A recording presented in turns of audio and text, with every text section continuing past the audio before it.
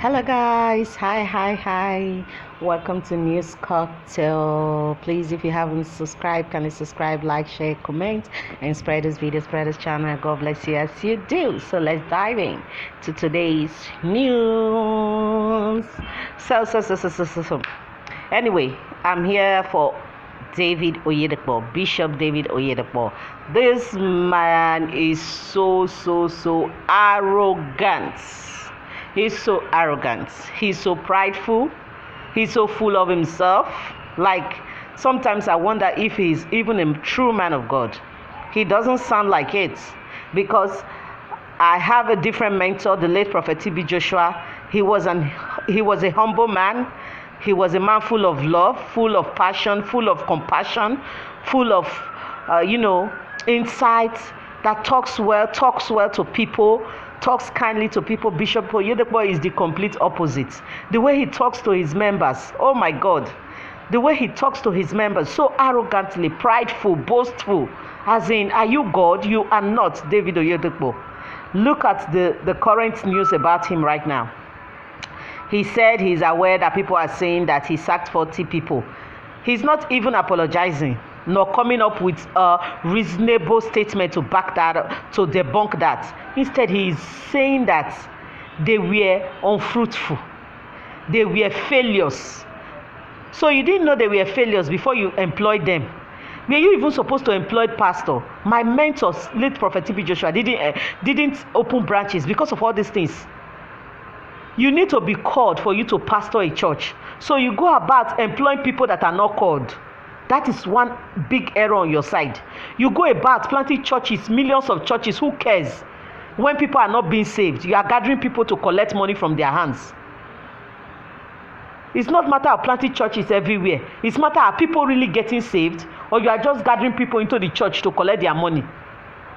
So you go about employing pastors that are not called, because if you are sure, if you are really sure that those pastors were called, you will have patience with them. You will have patience with them, because God also have patience with us. You will have patience with them as long as you are sure that those pastors you employed were called by God. You will have patience with them. You will pray with them to have fruits. You will pray with them and you will have patience with them.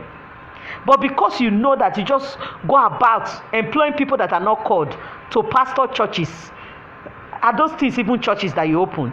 I think they are just business centers. Just business centers.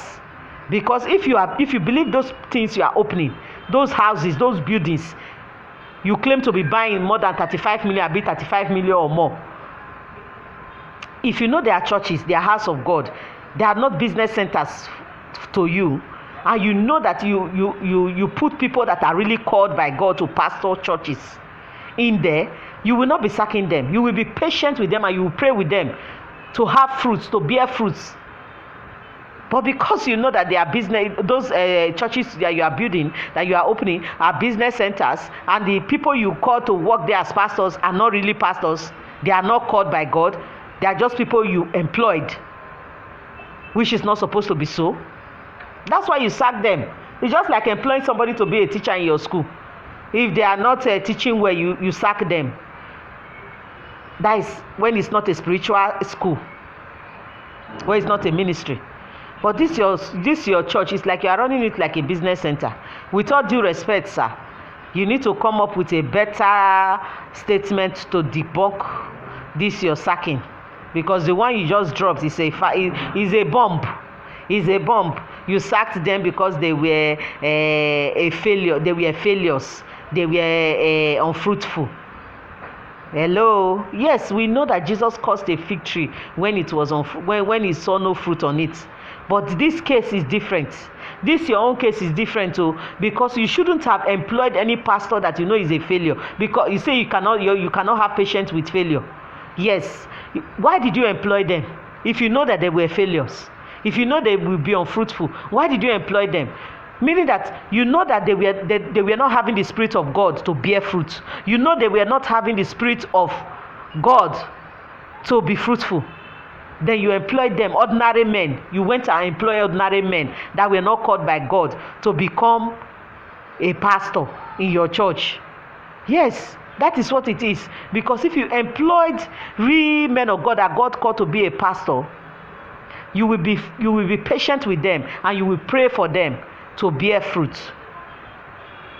Well, this is where I stop this news for today.